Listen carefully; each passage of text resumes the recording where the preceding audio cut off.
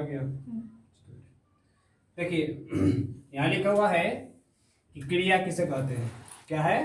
क्रिया किसे कहते हैं। लिखा हुआ है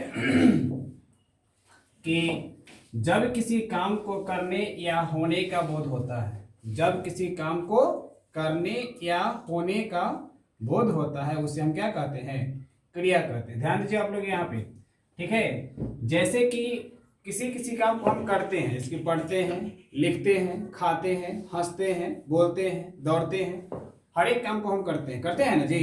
तो जो कुछ भी हम लोग अपने से खुद से किसी काम को करते हैं तो वह क्या कहलाता है? क्रिया कहलाता है।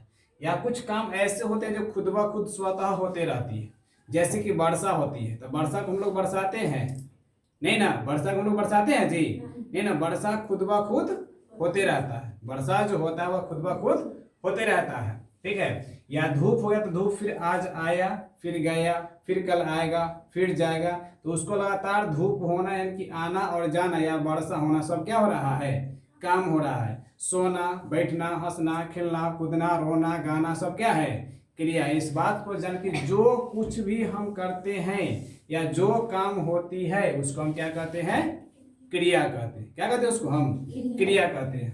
इसलिए लिखा गया है एग्जाम्पल में, जैसे में पढ़ना, लिखना, दौड़ना, हंसना, बोलना, रोना इत्यादि, है ना? ये सब जो कुछ भी है सब क्या है? ये क्रिया है। ये सब का सब क्या है? क्रिया है। वर्षा यहाँ ध्यान दो, लिखा जाओगी। आगे लिखा हुआ है कि क्रिया के दो भेद होते हैं। क्रिया के कितने भेद होते हैं? दो भेद होते हैं। कौन कौन? तो नंबर 1 में है सकर्मक क्रिया और नंबर 2 में है अकर्मक क्रिया। सकर्मक क्रिया और अकर्मक क्रिया। अब यहाँ सबसे पहले पढ़ेंगे सकर्मक क्रिया किसे कहते हैं। सकर्मक क्रिया किसे कहते हैं? तो लिखा हुआ है सकर्मक क्रिया के बारे में, सकर्मक क्रिया किसे कहते हैं ना? तो लिखा हुआ है कि जिस क्रिया का फल कर्म पर पड़े उसे सकर्मक क्रिया कहते हैं, है ना जी। जिस क्रिया का फल कर्म पर पड़े उसे सकर्मक क्रिया कहते हैं। जैसे हरी आम खाता है, जैसे में क्या है? हरी आम खाता है। तो यहाँ लिखा गया है कि यहाँ पर आम जो है ना वह क्या है? सकर्मक क्रिया है। आम क्या है यहाँ? सकर्मक क्रिया। क्यों? क्योंकि यहाँ सेंटेंस में क्या बोलता है कि हरी आम खाता है। क्या बोला है? कि हरी आम खाता है, यानी कि यहाँ काम जो कर रहा है वह कौन कर रहा है? राम, सॉरी हरि है ना। काम कौन कर रहा है? हरि। लेकिन काम जो वह कर रहा है वह किसके ऊपर कर रहा है? आम के ऊपर। किसके ऊपर कर रहा है? आम। क्योंकि वो खा किसको रहा है? आम को ना। खा किसको रहा है? आम को। तो काम किसके ऊपर हो रहा है? आम के ऊपर। तो आम क्या कहलाएगा?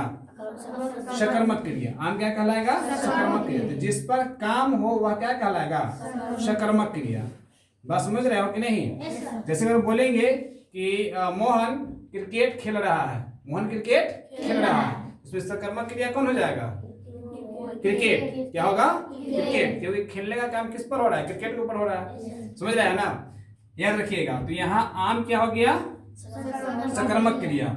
जैसे में यहाँ पर नोट में साफ साफ बात लिख भी दिया गया है कि यहाँ आम क्या है? ये कर्म है।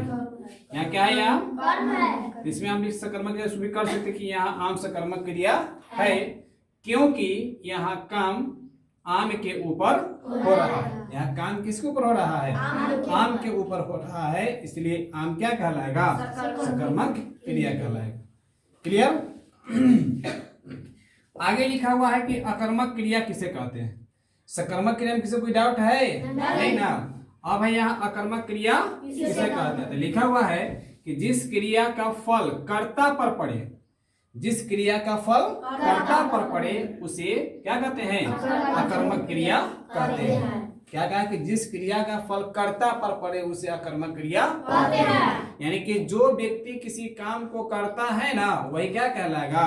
अकर्मक क्रिया। जैसे इसमें लिखा हुआ था कि यहाँ क्या लिखा गया है? जिसमें लिखा था हरी आम खाता है, तो इसमें आम तो मेरा सकर्मक क्रिया हो गया था। इसको खाने का काम कौन कर रहा था? हरि। तो हरि क्या कहलाएगा? अकर्मक क्रिया। हरि क्या कहलाएगा? अकर्मक क्रिया। उसी प्रकार से जैसे में लिखे राम आम खाता है, राम आम खाता है, तो यहाँ आम तो मेरा सकर्मक क्रिया है। आम क्या है? सकर्मक क्रिया है। लेकिन खाने का काम कौन कर रहा है? राम। उसके ऊपर आम के ऊपर काम कौन कर रहा है? राम।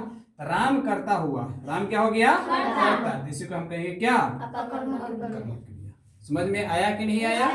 यहाँ साफ साफ नोट में भी लिख दिया गया है कि यहाँ राम अकर्मक क्रिया है, क्योंकि यहाँ काम किसके ऊपर हो रहा है? सॉरी, यहाँ काम कौन कर रहा है? राम करता है, इसीलिए यहाँ अकर्मक क्रिया कौन हो जाएगा? राम। क्लियर हुआ कि नहीं हुआ? आगे लिखा हुआ है आपका मुख्य क्रिया किसे कहते हैं? क्या है मुख्य क्रिया? तो लिखा हुआ है कि वाक्य में क्या लिखा हुआ है जी? वाक्य में जो काम मुख्य रूप से होता है, वाक्य में जो काम मुख्य रूप से होता है उसे क्या कहते हैं? मुख्य क्रिया कहते हैं। जैसे राम आम खाता है, राम आम खाता है, तो मुख्य रूप से क्या हो रहा है? खाने का काम हो रहा है। मुख्य रूप से काम क्या हो रहा है? खाने का काम हो रहा है, इसलिए उसमें खाना क्या हो जाएगा? मुख्य क्रिया। खाना क्या हो जाएगा? मुख्य क्रिया। इसलिए आप साफ साफ लिख देगा नोट में यहाँ भी कि यहाँ मुख्य काम खाने का हो रहा है। मुख्य काम क्या हो रहा है? खाने का हो रहा है, इसलिए यहाँ खाना क्या कहलाएगा? मुख्य क्रिया। तो खाना हो गया, हंसना हो गया, बोलना हो गया, सब क्या हो गया? मुख्य क्रिया कहलाएगा। क्या कहलाएगा? ये मुख्य क्रिया। आगे लिखा गया सहायक क्रिया किसे कहते हैं? सहायक क्रिया किसे कहते हैं? तो लिखा हुआ है कि मुख्य क्रिया के अर्थ को, किसको कहा है? कि मुख्य क्रिया के अर्थ को। तो वही ना मुख्य क्रिया होता है, खाना पीना, हंसना बोलना, रोना बैठना गाना, ये सब क्या होता है? मुख्य क्रिया होता है। तो वही मुख्य क्रिया के अर्थ को स्पष्ट करने में, मुख्य क्रिया के अर्थ को स्पष्ट करने में जो क्रियाएं सहायक होती है, मुख्य क्रिया के अर्थ को स्पष्ट करने में जो क्रियाएं सहायक होती है उसे हम क्या कहते हैं? सहायक क्रिया कहते हैं। जैसे यहाँ समझ लीजिए, जैसे कि देखिए क्या कहा कि मुख्य क्रिया के अर्थ को स्पष्ट करने में जो क्रिया सहायक होती है उसी को सहायक क्रिया कहते हैं। जैसे लिखिए राम आम खाता, यहाँ पे छोड़ दीजिए। क्या यह सेंटेंस पूरा हो रहा है? नहीं हो रहा है, यह अधूरा पे छूट गया। राम आम खाता है कि खाता था कि खाता हो कि खाएगा, यह स्पष्ट हो रहा है? नहीं हो रहा है। तो लास्ट में अगर आ गया कि राम आम खाता, इसमें लग गया कि है, तो क्या हुआ कि ये जो मुख्य क्रिया था इसका अर्थ स्पष्ट कौन किया? है यहाँ कर दिया। कौन कर दिया? है कर दिया। इसलिए है क्या कहलाएगा? सहायक क्रिया। है क्या कहलाएगा? सहायक क्रिया। और यहाँ से है को हम हटा देंगे, लिखेंगे रहा था। क्या लिख दिए? रहा था। क्या हो गया? राम आम खाता रहा था। यहाँ से ता हटा तो खा रहा था, हो गया ना? राम आम खा रहा था। तो अब देखिए अगर यहाँ से अगर रहा था को हम मिटा देंगे, यहाँ से हटा देंगे कुछ देर के लिए, क्या बचेगा सेंटेंस? राम आम खा, राम आम खा। इससे स्पष्ट निकलता है? इसका अर्थ स्पष्ट नहीं निकलता है। इसमें लास्ट में क्या आ गया? रहा था। रहा था जो आ गया तो क्या किया? इस सेंटेंस को स्पष्ट रूप से क्या कर दिया? क्लियर कर दिया, है ना? इसको क्या कर दिया? स्पष्ट कर दिया कि राम आम खा रहा था। इनको वह पहले खा रहा था, वह खाने का पहले कर रहा था। इसमें रहा था भी क्या कहलाएगा? सहायक क्रिया। इसलिए साफ साफ यहाँ पर लिख दिया गया जैसे में कि है, हूँ, हो, रहा, रही, था, थे, थी इत्यादि, ये सब क्या है? ये सब क्या है? सहायक क्रिया है। सहायक क्रिया हो गया है। उसके बाद आपको कुछ और कल मिलेगा, ठीक है ना? इस क्रिया के बारे में कुछ और पढ़ना है जो अगले दिन फिर पढ़ेंगे। फिलहाल आपको लिए यहीं तक है। धन्यवाद। ठीक है, अगले दिन के लिए आप लोग याद